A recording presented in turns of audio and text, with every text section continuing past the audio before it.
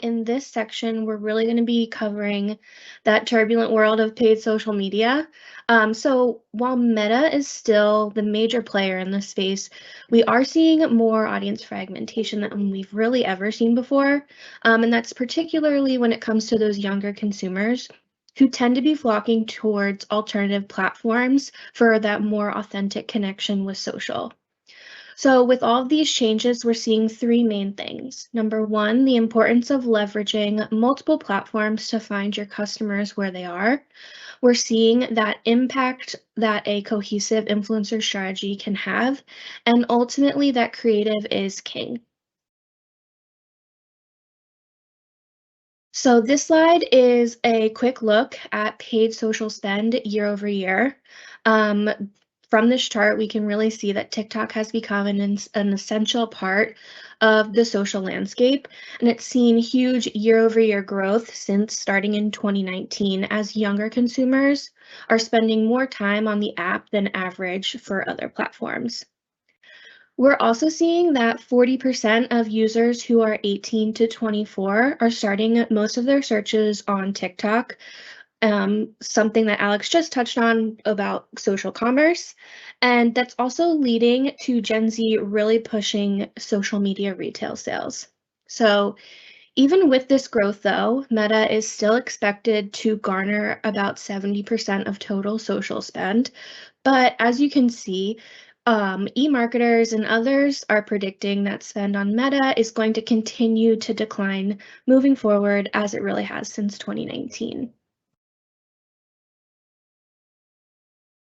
So, with the average adult watching social video for more than 40 minutes per day, and about 56 of their time is being spent with video on social, it really continues to be that key to any paid social success.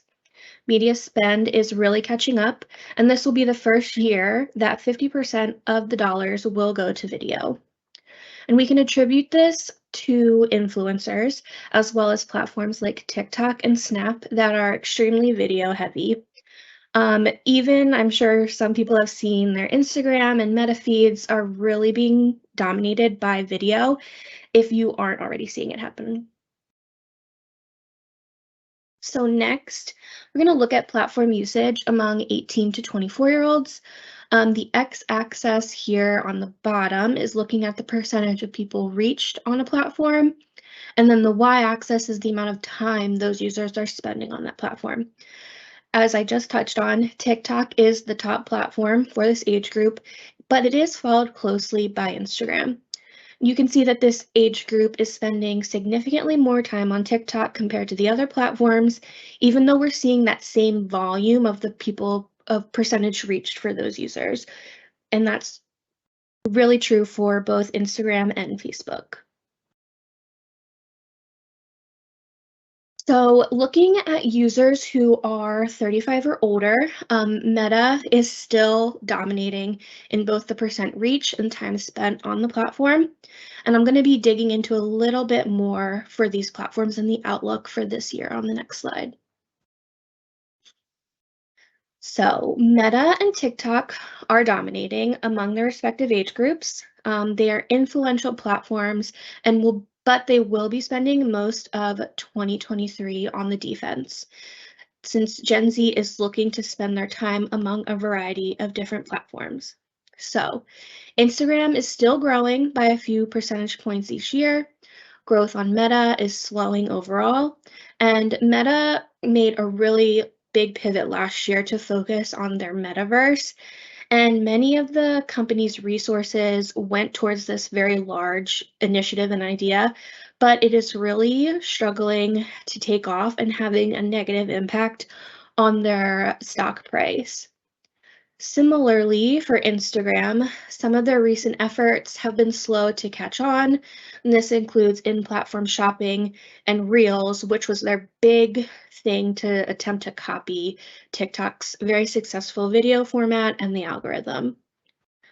And while TikTok's rapid growth is pretty impressive, Congress and state legislators are really hyper-focused on the company's ties to China and recently started the process to ban the app on government phones. More legislation may follow, which could force a sale to a US company like Oracle has shown interest in the past. And lastly, Twitter.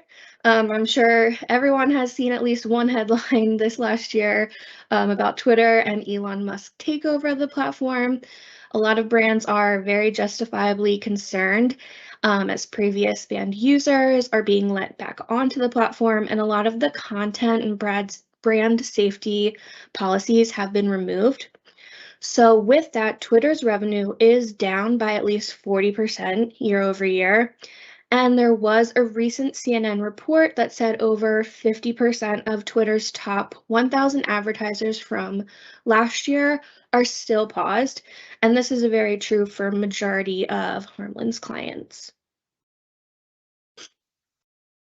So, talking about some new and emerging platforms, social media just continues to change, and Gen Z is really what's driving that force of change.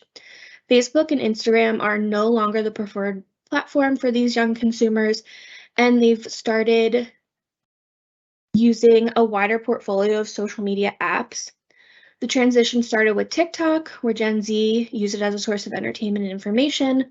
But even with TikTok continuing with its popularity, Gen Z is still looking for social apps that allow them to be more authentic and where it's less about creating or consuming content.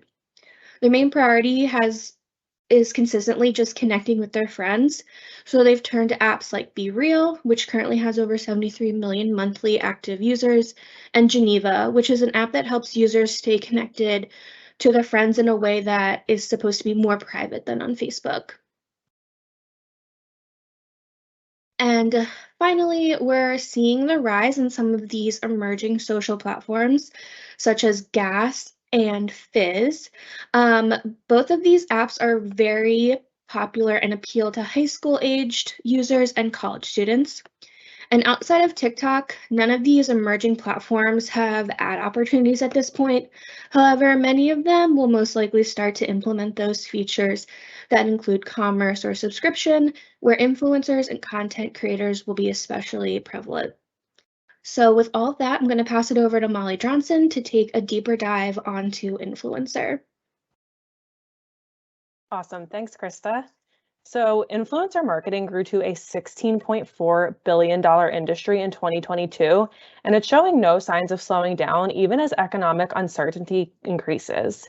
We've been seeing rapid growth year over year in this industry, and it's expected to continue with 64% of marketers expecting their influencer marketing budgets to increase this year. This brings the estimated spend to $6.16 billion in 2023.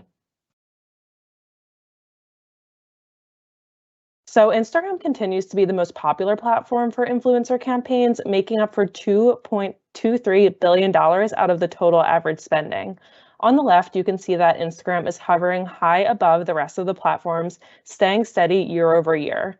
TikTok has been on a steady incline since 2019, while other platforms like YouTube and Facebook are on the decline. So looking forward, there are a few primary trends that we wanted to call out within the space. So as Krista mentioned, video is key, and we're especially seeing that in organic influencer content. So with TikTok's use of short form video and the subsequent rise of the platform's popularity, other platforms were forced to adopt that sort of content in order to compete. So on Instagram and Facebook, we're seeing Reels, we're seeing YouTube Shorts, and Idea Pins on Pinterest, which all utilize that short form video content. With 73% of consumers preferring short-form video under 60 seconds, this is the type of content we'll continue to see moving forward. Affiliate marketing and influencer marketing have never been closer. Brands will begin to leverage influencers to sell products even more, engaging consumers in the lower part of the funnel to further drive business results. With 73% of marketers feeling that ongoing ambassadorships are the most effective form of influencer marketing, we'll continue to see these sorts of longer-term partnerships with brand loyalists take place of one-off quick brand collabs. And lastly, size matters. We see on average 60% higher engagement from micro-influencers when comparing them to macro-influencers. Micro-influencers typically have a following count between 1,000 and 100,000 followers. These influencers also have lower compensation rates and higher engagement rates, and they're really able to form that unique, trusting relationship with their followers to reach hyper niche audiences. Lastly, some takeaways and opportunities. So, as Krista touched on, we've seen Meta be replaced with more personalized apps such as TikTok, Snap, and Be Real, where one-to-one connections can really be fostered. Performance marketing and influencer will grow. So, brands will continue to demand more evidence of how influencer marketing, although it is awareness-based, ties back to their business results. And lastly, video is still receiving the majority of user engagement and paid media dollars. It's estimated that by 2024, 60% of all time spent on social media platforms will be engaging with videos. Seeing the success that TikTok has had with short form video, we know it's key to success on every platform and is not going away anytime soon.